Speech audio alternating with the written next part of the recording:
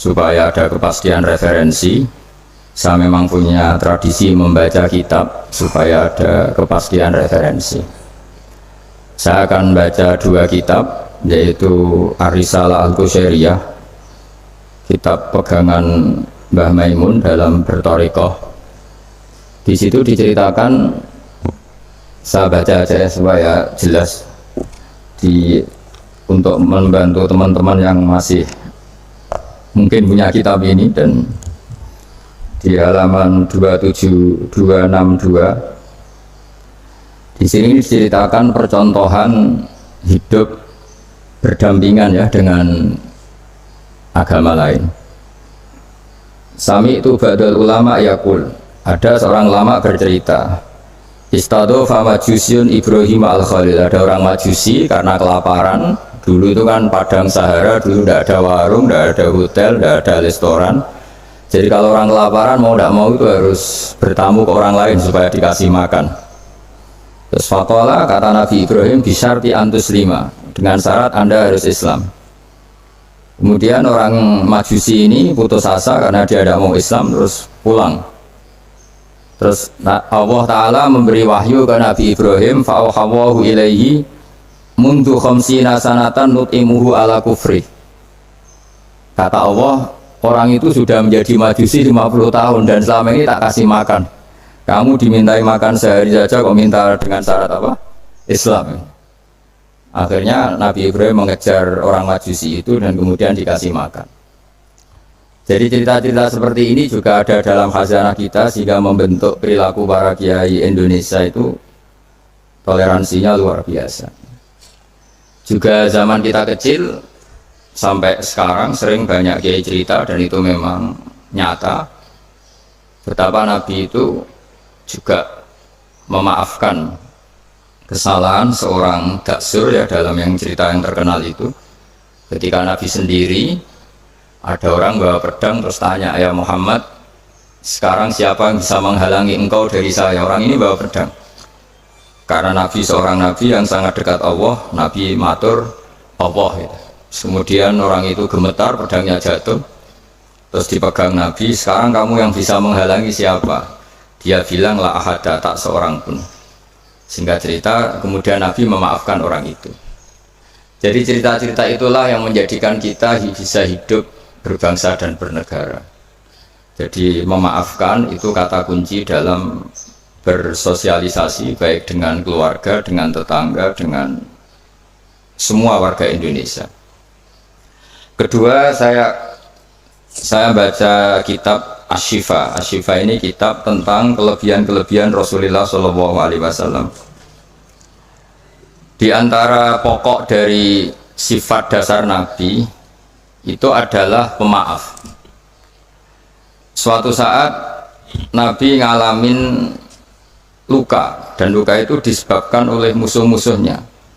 Kemudian ada di antara yang memberi saran ke Nabi, lau da'au ta'alaihim, mbok jenengan maksudno mereka, karena mereka sudah melukai engkau, terus sudah biadab sama engkau. Tapi Nabi menjawab, ini di halaman 73 dalam kitab Hukukul Mustafa karangannya Qodiyat, judulnya itu Asy-Syifa. Ini lam upas la'anan, saya ini tidak ditugaskan Allah untuk menjadi tukang laknat, untuk menjadi orang yang sukanya menghabisi yang lain. Walakinni bu'istu da'iyan warahmatan, tapi saya diutus untuk berdakwah yang baik, warahmatan, dan menjadi rahmat. Terus Allahumma hdi qaumi fa innahum la ya'lamun, ya Allah beri hidayat kaum saya, karena perilakunya demikian itu disebabkan karena ketidaktahuan. Jadi ini pelajaran bagi kita bahwa perilaku sosial yang kurang baik dari tetangga itu jangan-jangan kita tidak cukup memberi mereka edukasi atau pengetahuan atau sosial. Jadi saya tidak akan banyak matur di sini karena memang waktu saya juga tidak banyak. Tapi saya mau matur dulu itu, saya cerita ke ibu-ibu ini, yang ibu dulu itu ulama itu hubungannya hanya dengan Allah, tidak pakai ilmu sosial. Ini penting. Ilmu sosial itu bisa jengkelkan. Misalnya kalau saya baik sama tetangga, tetangga saya tidak baik, itu bisa jengkel. Atau baik sama istri ternyata malah lama bisa jengkel, baik sama tamu ternyata malah tamunya kurang sopan atau mengganggu, itu bisa jengkel. Sehingga dulu Nabi itu kalau menyuruh kebaikan itu mangkana yu'minu billahi wal yaumil akhir falyukrim dhaifahu falyukrim jaruhu. Jadi kebaikan kepada orang lain itu atas namakan Allah. Sehingga kalau kita jengkel itu mudah memaafkan. Saya punya banyak cerita di Ihya juga di beberapa kitab. Itu ada seorang ulama dipanggil tetangganya, Pak Yai silahkan datang ke rumah saya. Si Kiai tadi datang. Setelah datang ke rumah pemuda itu, pemuda tadi dengan biadabnya bilang, Pak Yai saya tidak butuh kamu, silahkan pulang. Dan Kiainya tersenyum. Setelah itu setelah sampai rumah dipanggil lagi, Pak Yai datang lagi ke rumah saya. Kiainya datang sampai 3 kali. Dan Kiainya sama sekali tidak menunjukkan wajah kecewa. Senangnya bukan main. Terus pemuda tadi tanya, kenapa engkau tidak benci, kenapa engkau gak tersinggung? Kiainya tertawa-tawa. Nak, saya datang ke kamu itu bukan karena apa-apa. Memang Allah menyuruh saya ini memuliakan tangga. Sehingga ketika tetangga memanggil ya saya datang, itu perintahnya Allah. Jadi saya tidak ada urusannya dengan kamu. Nah itu pentingnya pertaruhan, apa-apa itu atas nama Allah, itu tidak mudah kecewa. Tapi kalau atas nama manusia itu kalau dia jengkelin kita akan balas jengkelin. Tapi kalau atas nama Allah itu legowo. Ini yang dibutuhkan dalam berbangsa dan bernegara. Jadi, misalnya hubungan kita dengan negara, kalau memberi itu ibadah dan keren, heroik. Tapi kalau mendapat itu kalau kita tidak berhak itu ada hisabnya. Misalnya kita digaji karena pekerjaan tertentu, tapi bawaannya di kantor baca koran, guyon, terus main WA terus misalnya, itu antara gaji dan pekerjaan itu malah masalah. Tapi kalau kita memberi itu pasti dapat pahala. Bayangkan kalau negara ini hubungan masyarakat dengan negara itu memberi, kayak kita zaman belum merdeka, tentara-tentara itu dibantu orang-orang kampung dulu itu hanya dengan ketela, dengan makanan-makanan kampung, tapi hubungannya itu memberi, barokahnya itu bisa merdeka. Tapi kalau hubungannya mendapat itu orang itu nggak akan puas. Begitu juga kiai dengan masyarakat, masyarakat dengan kiai itu kalau hubungannya memberi itu insya Allah akan semuanya baik-baik saja. Tapi kalau hubungannya ingin mendapat ini masalah. Jadi sebetulnya menata bangsa ini juga menata peradaban manapun itu dimulai dari mental memberi. Yunfikun itu memberi. Memaafkan juga sama. Kalau kita nurutin jengkel itu gampang jengkel, tapi mulailah dari mental memberi maaf. Makanya Rasulullah itu ketika ada sahabat marah sama pembantunya, kata Nabi, marahnya Allah itu lebih dahsyat ketimbang marah kamu pada pembantu. Terus sahabat tadi tanya, lalu supaya Allah tidak marah ke saya gimana? Terus Nabi jawab, Allah takhdok, kamu sendiri jangan mudah marah. Jadi semua kekacauan sosial itu kan karena kita sadar punya hak, kemudian kalau terganggu kita marah. Gara-gara marah melahirkan pemecatan, melahirkan macam-macam, akhirnya melahirkan dendam macam-macam. Jadi dalam bulan Syawal ini kita harus berlatih memaafkan. Ya, jadi minal aidin wal faizin. Saya beri beberapa contoh. Jadi tadi sudah contoh daksur, terus Nabi menjawab, saya tidak diutus Allah untuk sebagai pelaknat, tapi walakin bu'istu da'iyya wa rahmah. Terus ada lagi cerita tentang orang Badui. Orang Badui itu orang primitif yang kurang berperadaban. Itu datang ke Nabi kemudian memaki-maki Nabi, Muhammad engkau jadi pemimpin harus yang adil, nggak boleh tidak adil. Terus Nabi itu dengan senyum bilang, fama ya'dilu idza lam adil, lalu yang adil siapa kalau saya sendiri tidak adil? Padahal Nabi ketika dilihat tidak adil itu punya ilmu yang luar biasa. Tak beri gambaran begini, mungkin orang Indonesia tidak siap, tapi harus siap, dilatih supaya siap, apalagi ibu-ibu kayaknya agak siap. Nabi itu kalau ada orang sering memberi itu malah setelah Nabi kuat, zaman dulu kuat itu artinya memenangkan istilahnya pergulatan antara hak dan batil. Makanya Nabi setelah ngalami Fatu Mekah itu ya mapan.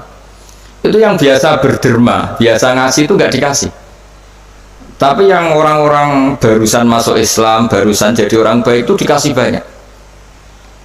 Nah tentu ini dipandang banyak orang itu tidak fair. Tidak fair itu Oh yang dulu berjuang mati-matian nggak dikasih, yang tidak berjuang kok apa? Dikasih. Itu dianggap nggak adil oleh pikiran ini. Tapi cara berpikir nubuah tidak seperti itu. Cara berpikir nubuah itu orang yang biasa ngasih negara, misalnya berjuang kemerdekaan atau berjuang membebaskan Indonesia dari penjajah, itu mentalnya memberi ke negara. Ya itu sama Nabi malah ya sudah, mental memberi itu mental terbaik, nggak boleh diturunkan jadi mental mendapat. Itu cara berpikir Nabi. Kan nggak lucu kan, orang dulu biasa memberi, lalu pas tua, pas mau mati mentalnya ingin mendapat. Kalau ndak geremeng, ini dari mantan heroik jadi mantan mantan heroik, terus sekarang mentalnya jadi sa'il, peminta-minta, itu kan ndak keren, turun derajat. Tapi kalau orang kan nggak terima, wong dulu zaman miskin sama saya, setelah kaya kok lupa saya. Sebetulnya ketika miskin kamu bantu temen, ketika kaya biar saja dia nggak bantu kamu, biar kamu ketemu Allah itu keren. Statusnya hanya membantu, bukan dibantu. Tapi ini insya Allah kayaknya banyak yang nggak siap. Jadi kalau kamu punya teman miskin, kok teman kamu jadi pejabat atau jadi orang kaya, biarin aja. Biar kamu tetap keren. Itu dulu tak bantu, sampai sekarang pun tetap tak bantu. Sekarang dia kaya, tidak minta bantuan saya, tapi saya tetap keren. Status membantu masih melekat. Tapi setelah kamu batalkan sendiri status Anda karena kamu minta-minta, kalau tidak geremeng, maka dari status membantu menjadi peminta. Itu nubuah ya. Jadi nubuah itu pikiran yang super. Dan itu harus ditanamkan di hubungan kita dengan negara, dengan orang tua, dengan tetangga. Kalau bisa mental kita itu al-yadul ulya khairum al-yadis sufla, mentalnya memberi. Karena mentalnya memberi itu nggak gampang kecewa. Tapi kalau mentalnya tamak, didatangi bupati kok nggak ninggalin papa, didatangi gubernur pikirannya gitu, didatangi teman kaya begitu, didatangin apa saja itu kecewa gara-gara punya keinginan yang macam-macam. Tapi kalau mental kita memberi, tersiksa kita kalau tidak bisa memberi ke negara, memberi apa saja, memberi ke negara ya ikut jaga stabilitas nasional, memberi ke tetangga paling tidak kalau tidak bisa bantu ya tidak ganggu. Ya sudah seperti itu. Jadi memaafkan itu juga dimulai dari ilmu. Misalnya kita memaafkan teman padahal kita jengkel sekali, dan memaafkan itu ada pahalanya di sisi Allah. Susahnya apa? Kadang kita berpikir nggak, wah kalau tak maafin dia nanti kumoluhur, nanti sombong. Hubungan hidup kita ini dengan Allah, bukan dengan makhluk. Sama hubungan hidup kita ini dengan Allah, bukan dengan makhluk. Ya kayak tadi kiai tadi, nah saya datang ke kamu karena perintah Allah, tidak ada hubungannya dengan kamu. Kamu jengkelin kayak apa, saya tetap akan datang. Nah sama kita, baik sama anak juga perintah Allah, baik sama istri perintah Allah, baik sama tetangga perintah Allah. Sehingga nggak perlu dinegosiasi atau dipakai berbanding lurus dengan perilaku manusia. Kalau pakai itu Anda gampang kecewa. Kalau istri sedang ngambek, kamu ikut ngambek. Kalau tetangga sedang tidak baik, kita ikut tidak baik. Bisa kacau bangsa ini. Makanya diantaranya sifat dasar orang baik itu orang yang wadra'una bil hasanati sayyi'ah, orang yang selalu menanggapi keburukan itu dengan kebaikan. Ini cerita-cerita tentang kebaikan orang-orang dulu. Ketika akhirnya Rasulullah SAW memenangkan kota Mekah dan kota Mekah dikuasai, itu orang-orang yang dulu merangi Nabi, ingin bunuh Nabi, semuanya tuh takutnya minta ampun karena takut dibalas. Tapi kemudian Nabi ngendikan, ini halaman 75, mata kuluna inni fa'ilun bikum, apa pendapat Anda kira-kira apa yang saya lakukan terhadap kalian, karena kalian ini musuhi kita, ingin bunuh kita, dan dulu sangat biadab sekali. Ini pertanyaan Nabi ke orang-orang Quraisy, orang-orang Mekah. Itu jawabannya orang-orang Quraisy, orang Mekah itu, qalu khairan akhun karim wa ibnu akhin karim. Engkau tidak pernah saya saksikan lihat sebagai orang yang bengis, orang yang keras, sehingga kita santai-santai saja ketika engkau menang, karena engkau ini adalah akhun karim wa ibnu akhin karim, engkau saudara yang terhormat dan keluarga yang terhormat. Terus Nabi menjawab mereka, aku kama qala akhi Yusuf la tasrifa alaikumul yaum idhabu fa antumut tulaqa. Saya akan mengatakan ke kamu sebagaimana Nabi Yusuf kepada saudara-saudaranya. Kita tahu kan saudara-saudara Nabi Yusuf ingin membunuh Nabi Yusuf, dicemplungkan ke sumur. Apa saja yang sifatnya biadab pernah dilakukan semua sama saudaranya Nabi Yusuf. Jadi ketika beliau jadi raja di Mesir, semuanya bahkan dikasih fasilitas luar biasa, padahal mereka saudara yang sangat biadab. Dan itu pun yang dilakukan Nabi, niru Nabi Yusuf, atau istilahnya ya sama perilaku Nabi, la tasriba alaikumul yaum, saya menghadapi kalian kayak Nabi Yusuf menghadapi saudara-saudaranya, yaitu memaafkan. Terus izhabu fa antumut tulaqa, ya sudah kamu pergi saja, kamu akan terbebas dari tuntutan saya. Jadi ini cerita-cerita tentang betapa baiknya Rasulullah SAW, dan kebaikan itu pula yang harus kita tiru, yaitu dimulai dari memaafkan, wal afina anin nas. Nah sekarang masalahnya itu orang itu susah memaafkan. Itu sebabnya sederhana, karena hubungan ibadah kamu itu masih dengan makhluk. Kalau makhluk itu kali janggalin, ya janggalin betul. Nah itu Anda berarti didikte oleh makhluk, didikte oleh manusia.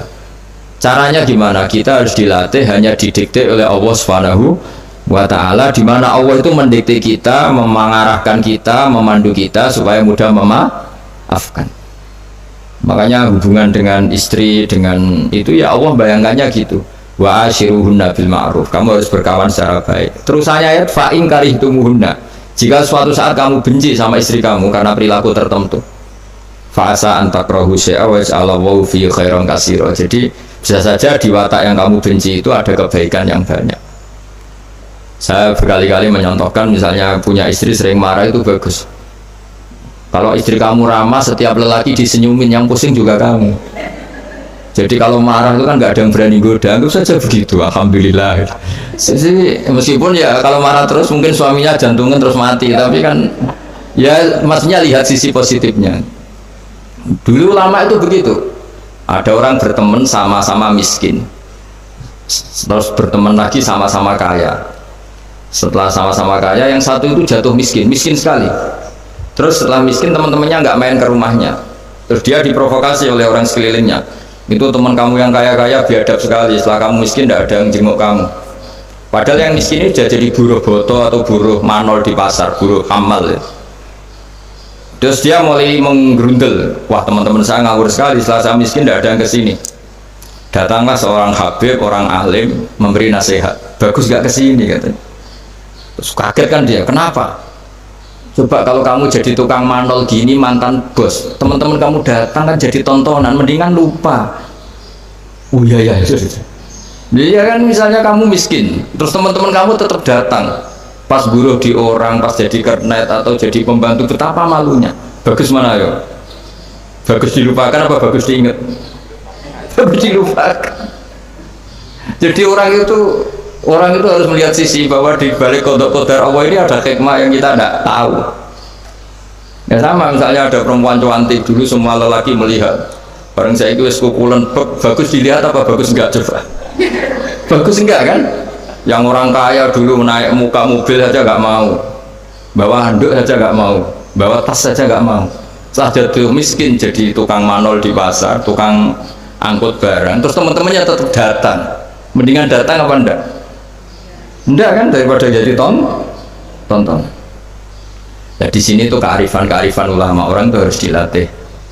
Makanya saya ini ditamani orang ya seneng, enggak ya seneng. Kalau ditamani seneng ya nambahi konco, enggak ya seneng, berarti dosanya enggak diganggu, semuanya tak anggap seneng semua hidup. Jadi apa ya, pokoknya semua yang dari awal itu asik, indah sudah.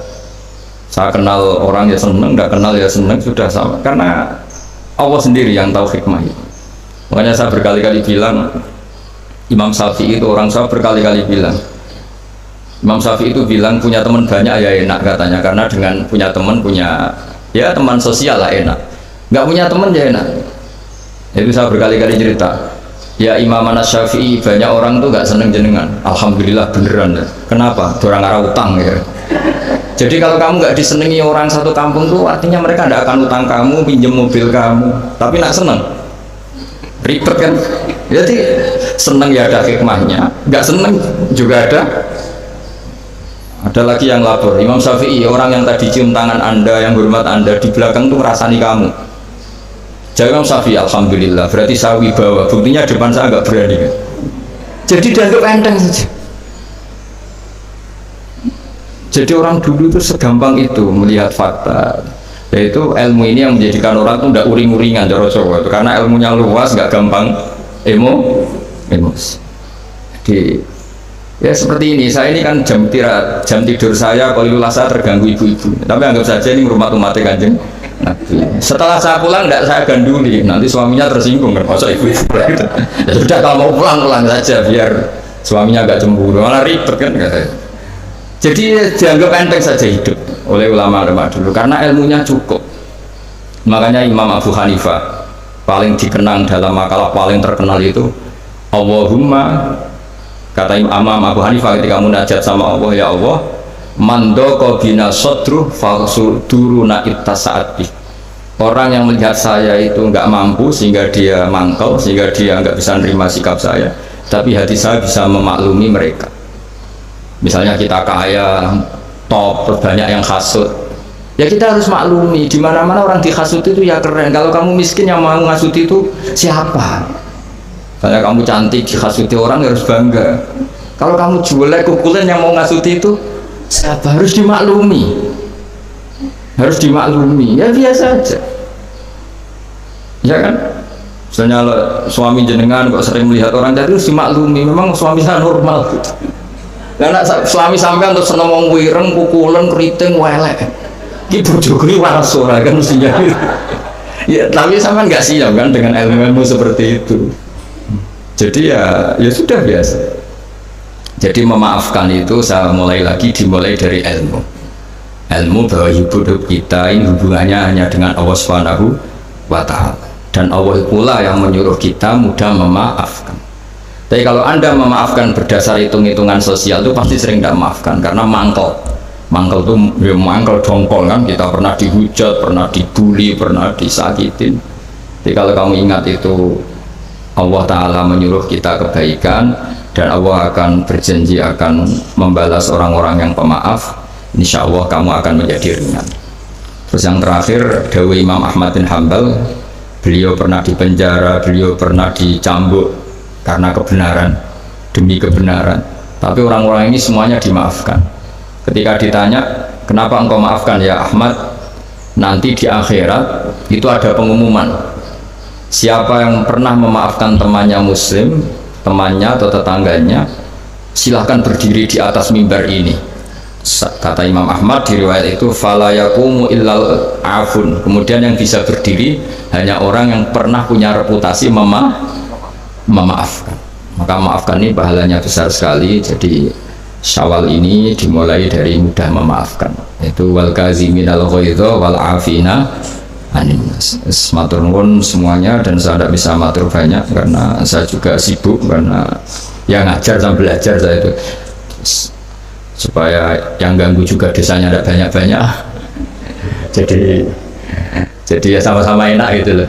Kalau suami jenengan nunggu juga nunggunya nggak lama-lama, jadi entah masih ditunggu tanda ya tidak tahu saya, tapi kan khusnudan lah, masih banyak yang nunggu gitu, masih keluarga maksudnya banyak yang nunggu. Jadi saya mohon latihlah hidup secara ikhlas. Ikhlas itu apa-apa demi Allah Subhanahu wa Ta'ala. Makanya itu bedanya Islam dengan yang lain. Maksudnya orang-orang ateis atau orang-orang yang tidak beragama itu hukum sosial kan segala-galanya. Bedanya yang beragama sama yang tidak beragama. Tapi kalau orang beragama itu pikirannya Allah, jadi tentang berbaik sama tetangga saja karena mangkana yu'minu billah wal yaumil akhir. Jika buat tetangga itu tidak balas baik, kita inginnya juga tetap baik karena berdasar perintahnya Allah. Mbok anak sampean beweling tetap ingin baik karena itu perintah Allah. Tapi kalau sampean berdasar manusia, lapo tak sangoni nakal, lapo tak apii wong apik mbek aku, nanti kacau, bangsa ini bisa kacau karena semuanya didikte sesama makhluk. Makanya Islam itu mengajarkan apa? Kebaikan sosial pun karena berdasar perintahnya Allah Subhanahu wa Ta'ala. Jadi saya kira demikian. Wassalamualaikum warahmatullahi wabarakatuh. Bismillahirrahmanirrahim. Nahmaduka ya ghafur ya syakur wa salli wa sallim ala sayyidina maulana Muhammad sallallahu alaihi wasallam asma'in. Allahumma ya waj'alna mutawadina fika mutahabina fika ya Allah. Waj'alna mimma yansuru dinakal qawim. Allahumma ja'alna aminin mutmainin alladzina la khaufun alaihim wa lam yahzanun. Warzuqna sidatal qawli wal fi'al, warzuqna ri'ayatal hifzi.